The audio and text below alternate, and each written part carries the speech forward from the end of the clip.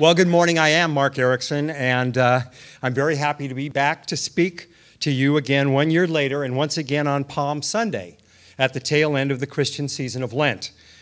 Lent is the period between Ash Wednesday and Holy Saturday, and it leads practicing Christians and other followers of Jesus to their holiest day of the year, Easter Sunday, next Sunday, and the celebration of the resurrection of Jesus of Nazareth. Now, I'm going to ask you a big favor. Stop dropping things. I'm going to ask you the near impossible. Will you all please immediately suspend all of your preconceived religious notions and religious biases, please? Okay? And all of your spiritual fixations and all of the related hang-ups. Would you please do that? Just for a few minutes, please. Okay? Are we doing that? Yes, it feels much better already in here. Now, and those of you with just a little Judeo-Christian religious background, rather than my asking you to think outside the box, let's instead just open up that box a little and let's revisit some of those original concepts that may have been troubling. Let's go back to the future on a little spiritual adventure together. We'll have some fun, and we'll see where some of those proverbial seeds that Edward just mentioned might be falling this morning, okay? But first, ladies and gentlemen, I have a vitally important viewer warning. Those of us that read and study the Urantia book, and I had to run back out to the car to get it. This is the Urantia book, okay? And those of us that study and read the Urantia book do in fact believe in God. I got a bunch of Urantia family here today. Would you all let me show you off, may I? Will you, Urantia book readers, would you raise your hands or stand up or whatever you come? Thank you so much for being here today. Those of us that read the Urantia book do in fact believe in God, and we believe in his 5 epical revelations to this planet. But we believe in a completely different God and a completely different Jesus than I have ever even heard of before reading this book. Incidentally, Urantia is the original and ancient name for our planet.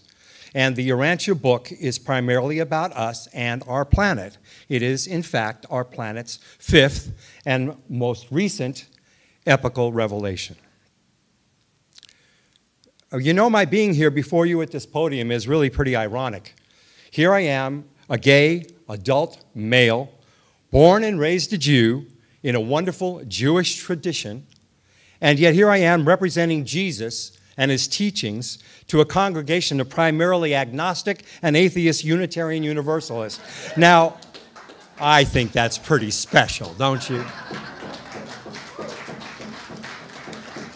What was it that Russian comedian used to say? What a country. Well, yes, indeed, it is quite a country, and here's an interesting little factoid about our country that I didn't know until I read the Urantia book.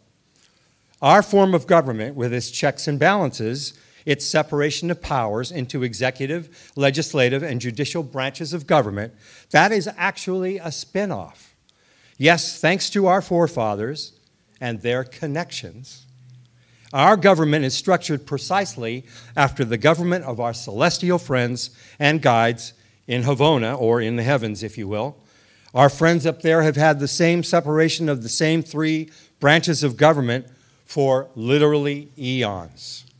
And it's working for them. I just pray it keeps working for us. But I'm getting ahead of myself a little bit here.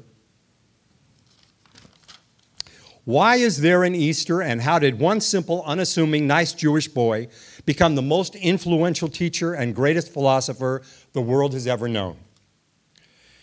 Now consider, if you will, his short 37 years and the fact that most of those years were spent right at home, helping his widowed mother raise his 5 brothers and sisters after Joseph's accident. How did this one man in these few remaining years manage to change the direction of the entire world? I hope to provide some interesting, rational, and even scientific reasoning. It is written that Jesus re-entered the city of Jerusalem on Sunday, 1 week before Easter, to join his apostles and to celebrate the Jewish holiday of Passover. At this point, his reputation for teaching and healing was spreading. And he rode into the city on a wave of great popularity in a truly triumphant and joyous celebration, much to the chagrin of both the Jewish and Roman authorities. The crowds were large, and they spread palm leaves on the ground before him to signify his triumph, hence the name Palm Sunday. It is also written that he rode into Jerusalem on the back of an ass or a large donkey. That was a little out of character for Jesus. He normally walked everywhere under his own power. I believe he chose this manner of riding into the city on that particular day in order to fulfill an Old Testament prophecy that the Jewish Messiah would ride into Jerusalem that way. Now, these are just a couple of the written historical Easter traditions, and here is where we will basically part ways. Like his choice of transportation on that day, there are many interesting coincidences, predictions, and Hebraic, Mithraic, Zoroastrian, or even Sumerian prophecies that Jesus and his life just seem to miraculously answer or fulfill. I, for one, tend to conclude that most, if not all of these coincidences were not really coincidences at all, but rather they were instead recognized and anticipated conditions and circumstances, clues and caveats that were all very carefully considered, calculated, maybe even coerced a bit, and rehearsed by Jesus and his celestial cronies way ahead of his incarnation on Urantia in order that he and his earthly followers might carry out his magnificently orchestrated, loving, and compassionate plan more expeditiously. A year ago on Palm Sunday, if you recall, I introduced a brand new Jesus of Nazareth. And in order to render that new depiction of Jesus, we went through something of a process. First, we had to strip away those weary, worn, traditional Christian trappings, and we gave him a new persona, and we gave him a brand new purpose. So let's review. For starters, the myth of his virgin birth was dissected, explained, and purged. And the very basic but enormously critical importance of the man named Joseph in his life. Did I miss a slide? Hang on. No, I don't think so. Let's see what the next one is. No, okay.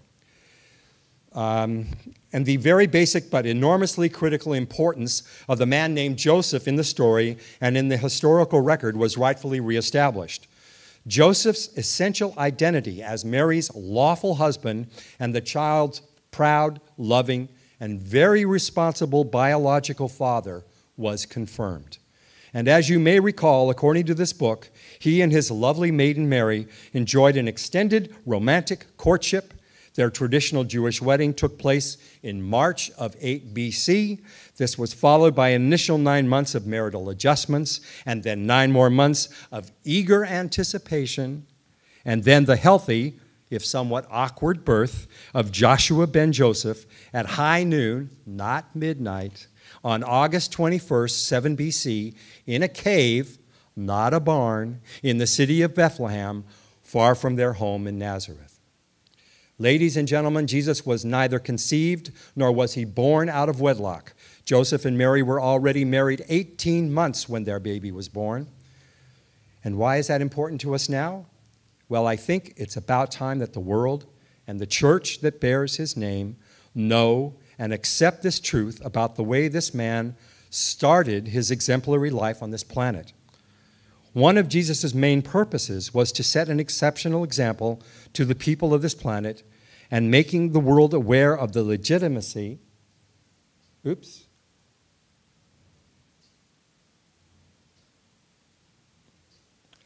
making the world aware of the legitimacy, in this case, which relates to Jewish lawfulness, of Jesus' conception and his birth, will go a long way, in my humble opinion, toward fixing what I consider is this country's and perhaps the planet's biggest, most destructive, and most ominous ongoing catastrophe.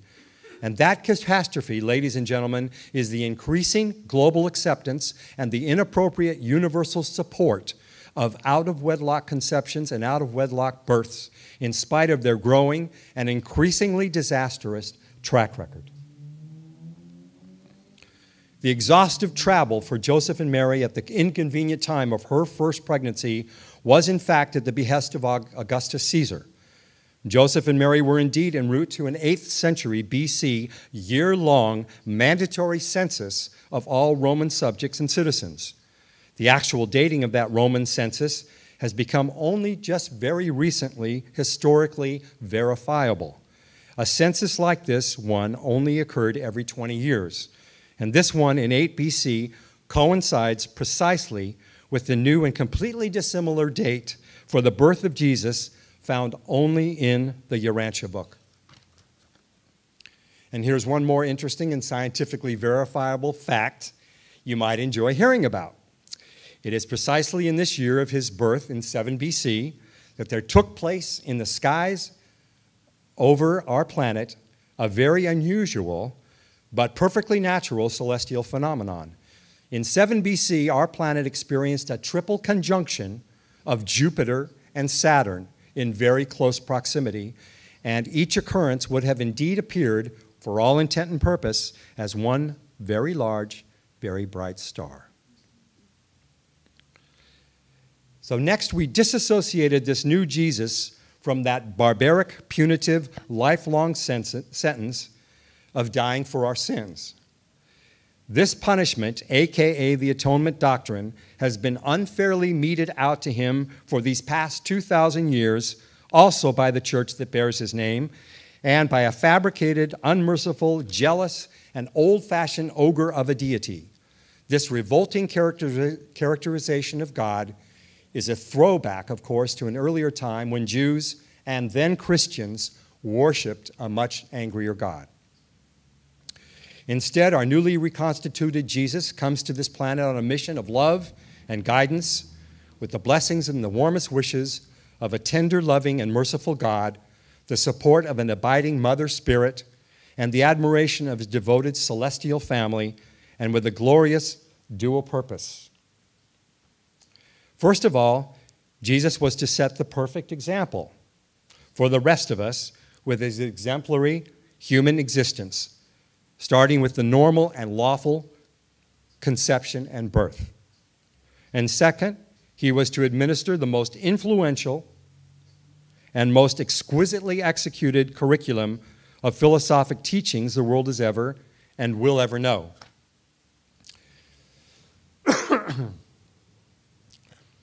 And as if that were not enough, we believers know that Jesus gave us each one of us a special gift.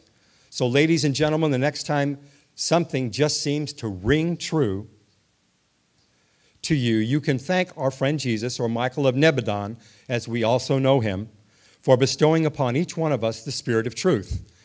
Bestowing this gift of our spontaneous recognition of the truth was his last selfless act as he departed the planet.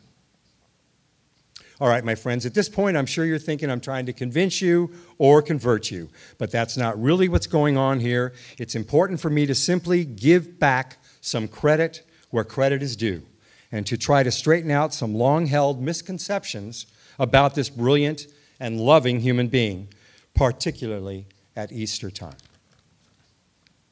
At any rate, I thank God I don't have to convert you. The Urantia book teaches us that we are all going to end up in the same place when we graduate anyway. Now, whether you learn or whether you believe any of this or not. Well, wait a minute. Let me qualify that just a little, okay? Actually, those of us that get through life on this planet without having or raising kids, for whatever reason, will actually end up, at least initially, in the celestial nursery in order to get an indispensable first crack at it.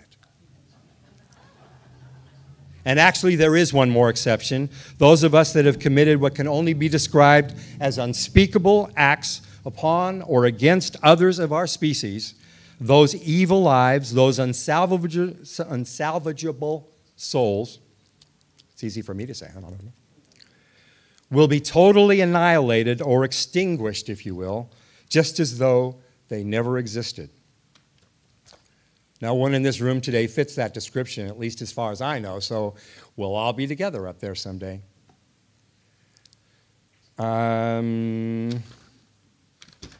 Jesus was our planet's fourth epochal revelation, and the Urantia book itself, 2,000 years later, is our fifth. The Urantia book is basically an update, much like the New Testament was an update to the Old Testament. However, the Urantia book is an update to all religious doctrine. The Urantia book does not say that whatever came before is wrong. On the contrary, the Urantia book specifically points out and truly glorifies the beauty and the truth of all other world religions and spiritual doctrines, and then just fundamentally clarifies and enhances that information for us. The story of our development on Urantia is similar in most respects and has been repeated and will be repeated for the most part on billions of other inhabited planets in this and in the other 6 super-universes. Urantia is only about 4 billion years old, and about 500 million years ago, celestial life carriers were authorized to bring forth life on Urantia, which they accomplished through the manipulation of our own planet's native and natural elements and matter. Then life evolved under watchful eyes, but basically on its own for 500 million years. Eventually, Urantia's first 2 epochal revelations were assigned and dispatched, but both would receive some pretty mixed reviews from the heavenly critics on high. As a matter of celestial routine, as on all inhabited planets, a planetary prince, our first epochal revelation, arrived here to guide us 500,000 years ago. This was already 500,000 years after the natural evolutionary appearance of the first human beings. Prince Caligasti arrived with a volunteer corps of 100 individuals from a variety of other evolutionary planets and lifestyles. Now, right now, it's important for us to remember, ladies and gentlemen, the very fundamental fact of individual free will. We all have it. Free will exists for all individuals, even to the highest levels of the heavenly hierarchy. As it turns out, Caligasti, our planetary prince, exercised his own free will, and he turned to the dark side. He and about half of those original 100 volunteers and an army of other celestial beings became a part of the interplanetary Lucifer rebellion that took place in our local universe 300,000 years ago. The crimes that arose out of this rebellion are only now just being adjudicated, while Urantia itself remains in a resulting state of celestial quarantine. The volunteers that stayed on Urantia and remained loyal to God's and Michael's original plan had to work twice as hard. One of those loyal volunteers became a great leader of the people. His name was Nod. Maybe you were troubled about something like I was growing up. I could never get a straight answer on a question from out of the Old Testament. It says in Genesis that Cain slays Abel, then he leaves the garden and he goes to the land of Nod and he finds a wife. And of course, I used to ask, well, if those were the first 4 people on the planet, where the heck did she come from?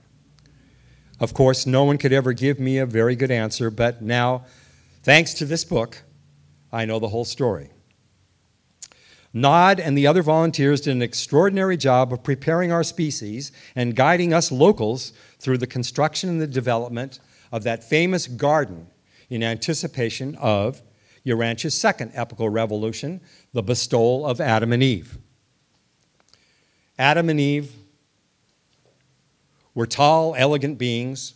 They also volunteered to come to Urantia, but they were not from an evolutionary planet. Material sons and daughters are created specifically to be bestowed on an inhabited planet for a specific purpose.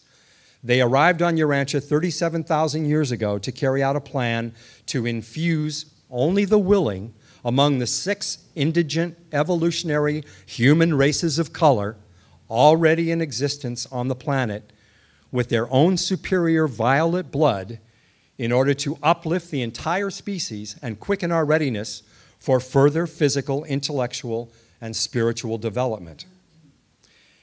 Adam and Eve had a pretty rough go of it and decided once again of their own free will, to cut some corners. The story in the book is really quite heart-wrenching, but their decision to cut corners led to their default and to another huge setback for us and for the development of civilization on Urantia. Well, yes, my friends, this planet has had some pretty serious and some very unique developmental ups and downs. Then, in 1980 BC, a brilliant, well-admired, and evidently very fashionable teacher just mysteriously appeared on Urantia and then disappeared just as mysteriously 94 years later. Here he is depicted meeting Abraham in a 15th century Dutch painting. This teacher's name was Makaventa Melchizedek. And here is a quote from the Old Testament about him. This Melchizedek teacher was Abraham's main mentor, and he was our planet's third epochal revelation. The bestowal of this Melchizedek sage and scholar is characterized in the Urantia book as a kind of an emergency measure aimed at quickly preparing Abraham and his budding monotheistic Hebraic religion for the arrival of Jesus, our fourth epochal revelation, 1973 years later. The Urantia book was communicated to us and organized over a 30-year period and finally published in Chicago in 1955. It is our fifth epochal revelation, and it's our latest, but it's probably not our last. The point of this book is to help us to understand, accept, and appreciate the revelations that came before it and the loving, merciful God that gave us these revelations and everything else.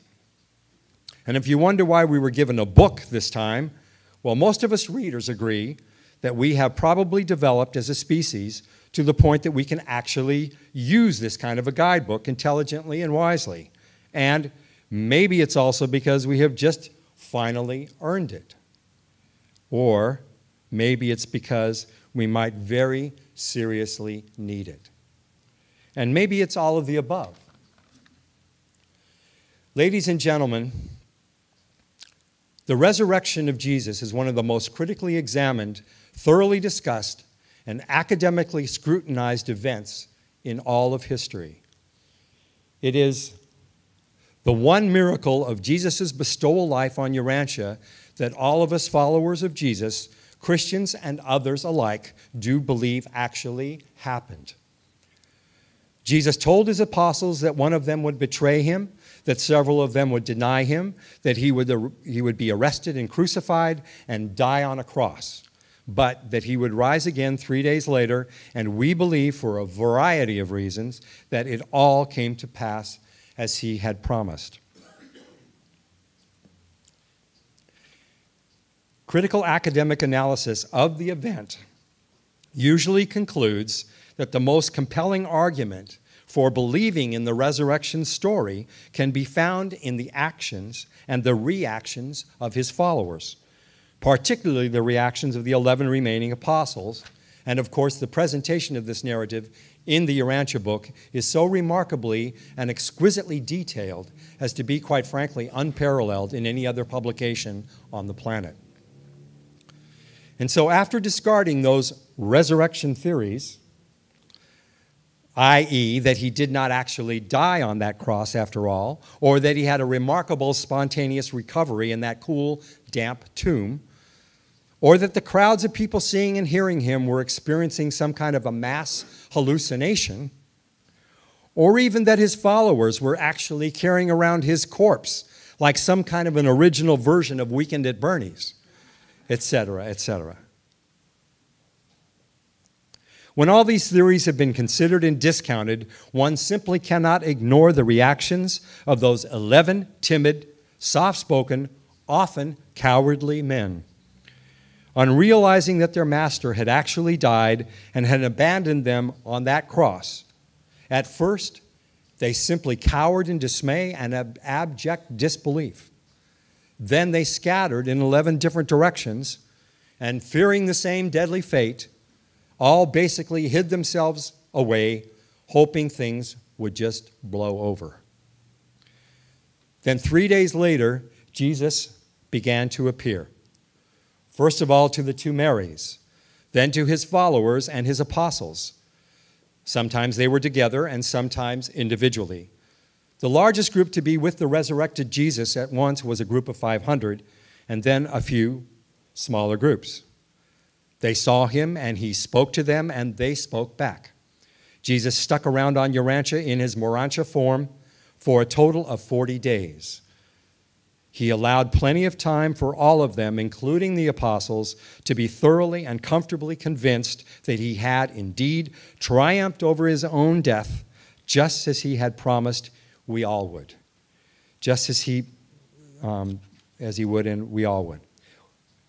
Well, that's what it took. It took his resurrection and that extended stay to turn them around, to gather them back together, and get them back on track. It simply could not have happened without those two elements.